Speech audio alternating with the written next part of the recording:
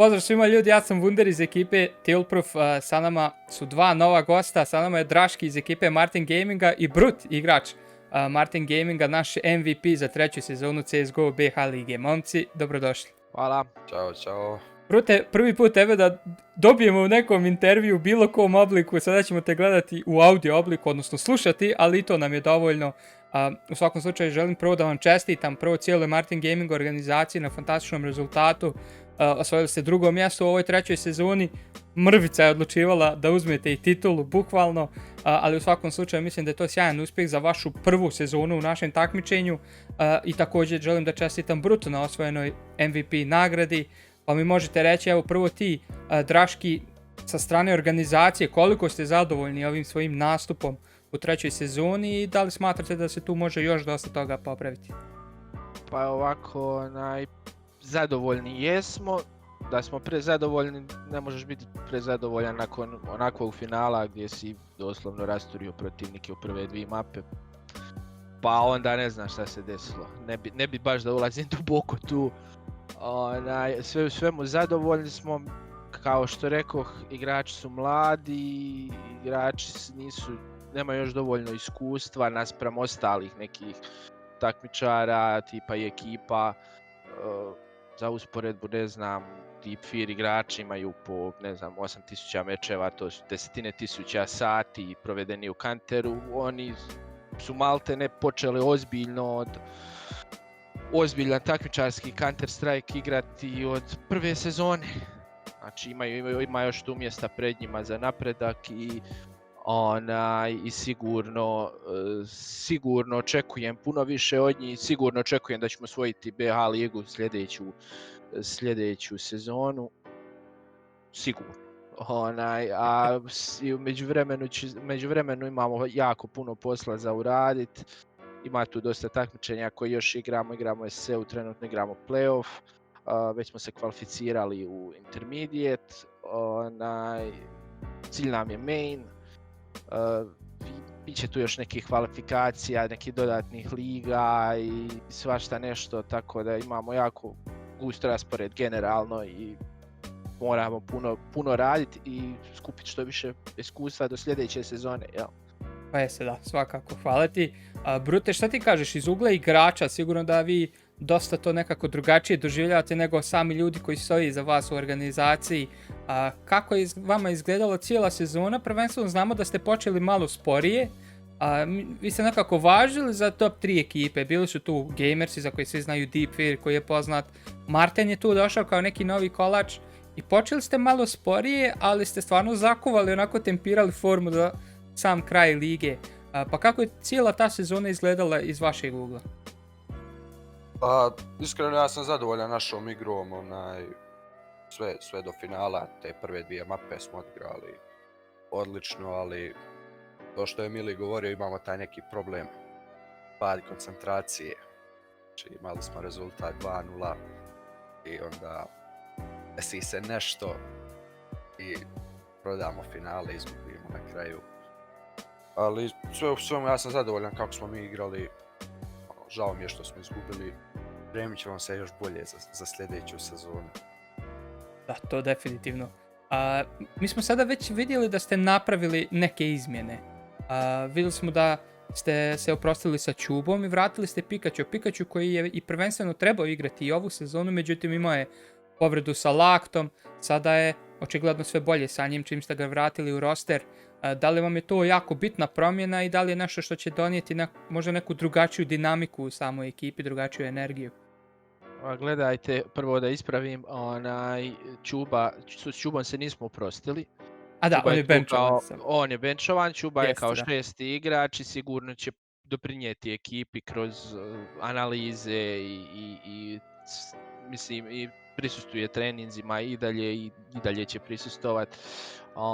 On je sigurno i bio u ekipi jedan veliki radnik i dobar aset, a sada također ostao je pri nama, pri našoj ekipi i odlučuje da nam pomogne što je više moguće, što je jako pohvalno. A što se tiče Pikachua, i mislim ne bi ga mijenjali, ne bi ovo sve radili da ne mislimo da nećemo biti bolji. Mislim, sigurno ćemo dobiti više firepowera sa Pikachuom. Samo moramo da se još to izbrusi, da se uigraju neke stvari, dugo je izbivao i on. Mi smo puno radili dok on nije bio tu, puno se stvari novi ubacilo, svašta nešto, tako da imamo puno posla, mislim već smo mi dobar dio toga odradili, zato planiramo neki bootcamp odraditi i tako neke stvari, da se što prije ubacimo u kolotečinu, kao što bi se reklo, evo. Jasno, da. Brute, šta ti kažeš za ovu izmjenu? Koliko će uticati to na vašu ekipu iz tvoje neke perspektive kada ste na samoj mapi i u toj komunikaciji? Koja će biti razlika imati sada Pikachua u rosteru? Iskreno mislim da što trebalo bi uticati dobro na tu igru, jer Chuba je bio čispaz da ga trola, ali što se tiče pucanja, Pikachu je mnogo bolji aimer, dok je Chuba više neki support igrač. Tako da, što se tiče aima, na tom smo dobili, a sad kako će dalje to ići, nadam se na bolje. Dobro, nadamo se da ćete se uklopiti onako kako imate to zamišljeno u glavi, da će to funkcionisati što bolje. Ajde onda da se okrenemo i prema ovoj zadnjoj izmjeni koju smo vidjeli prije samo par sati. Mili, vaš trener, jeste se sa njim oprostili ili je on benchovan?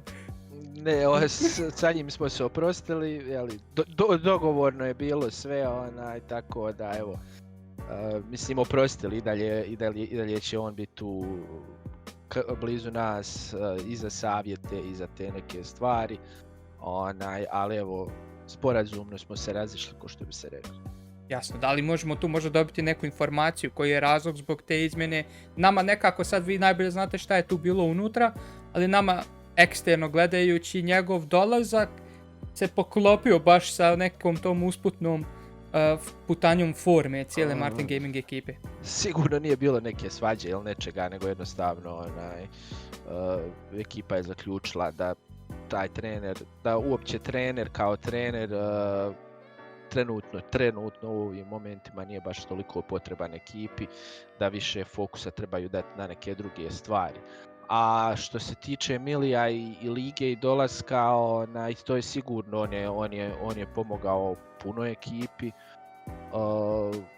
kroz čitav turnir, u smislu motivacije i neki drugi stvari koji su jako bitne u ovim ligaškim takmičenjima, razumijete. Ali sigurno momci bi svejedno dizali formu sa vremenom. Kako liga bi odmicala, oni bi dizali formu, jer ako se sjećaš, promijenili smo bili igrača, ne znam, 2-3 tjedna prije, došao Korma, pa je onda tjedan dana doslovno prije lige se Pikachu ozlijedio, pa je došao Lenji, onda je trebalo nam vremena da sve to legne i to je taman leglo negdje kod play-offa. Tako da je krenulo kako treba. Jer zasigurno treba puno raditi, treba puno vremena za sve, ako misliš išta kvalitetno raditi, jel? Jeste, da. Mi smo primijetili kroz interakciju sa igračima, pogotovo sa Lenjem koji je bio posljednji koji se priključio vašoj ekipi i u tom play-offu i u priči sa njim poslije, baš se nekako, i kroz samu igru ste vidjelo da su oni baš super uklopili. Da li smatrate da možda Martin Gaming ima najbolju tu timsku igru ili neki taj timski duh i komunikaciju na samoj mapi od ostalih ekipa?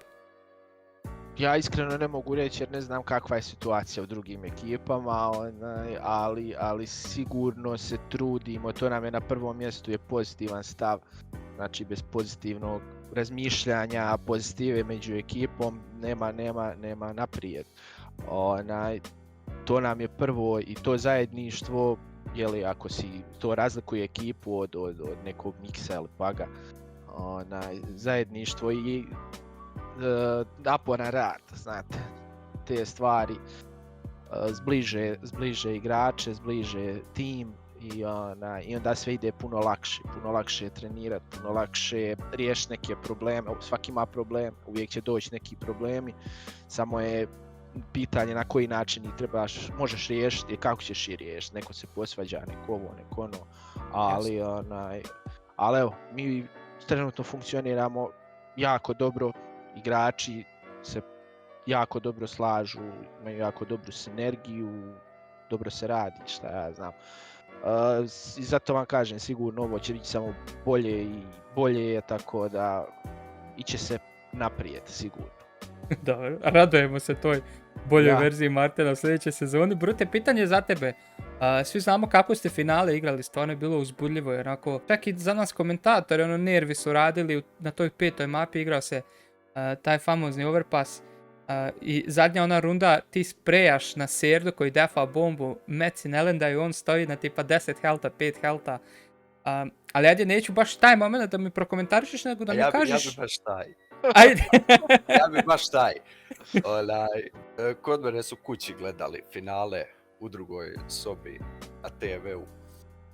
I taj moment ja pucam Serdu.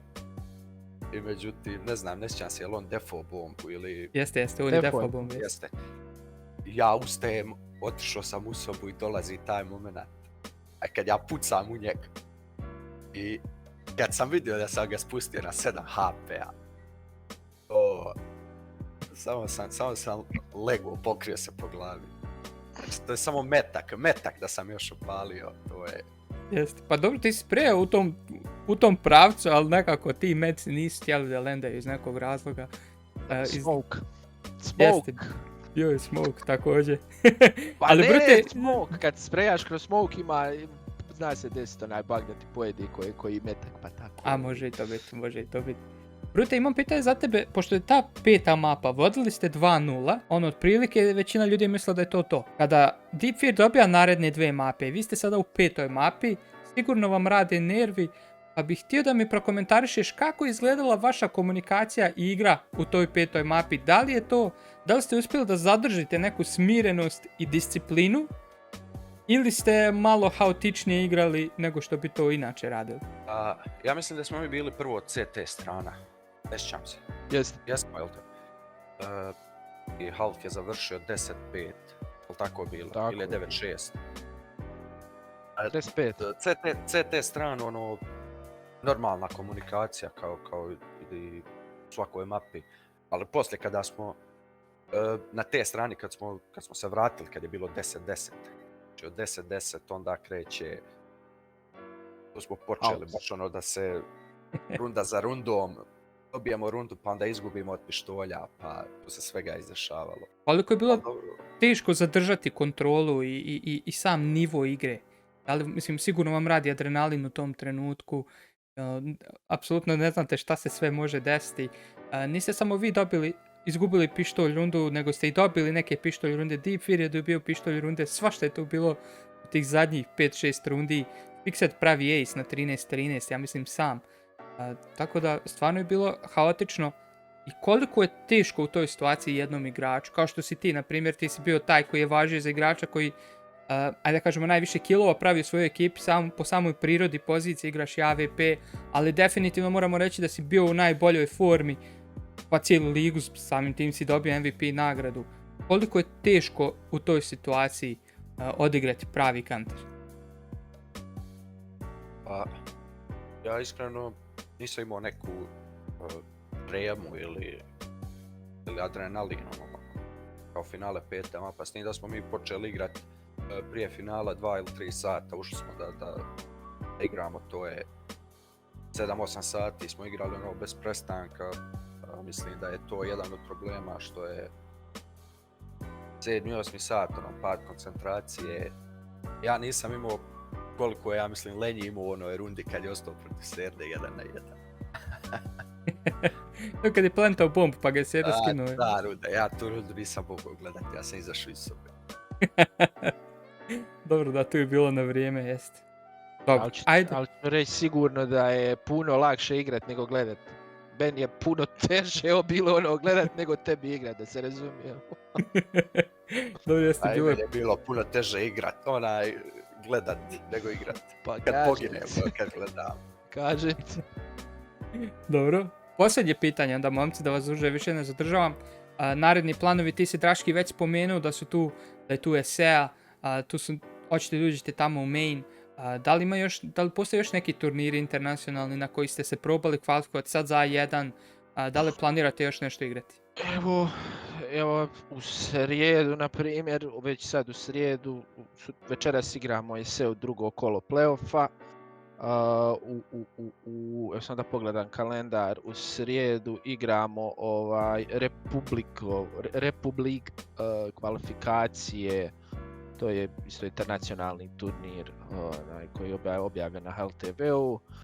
Onda ako prođemo ESEA, onda opet ESEA, pa onda imaju kvalifikacije za Philips Adria Liga, pa onda imaju tu ovi weekly eventi na ESEA, weekly kupovi. Znači, vjerujem, tjedno 2 eventa igraš, minimalno 2 eventa, plus trening.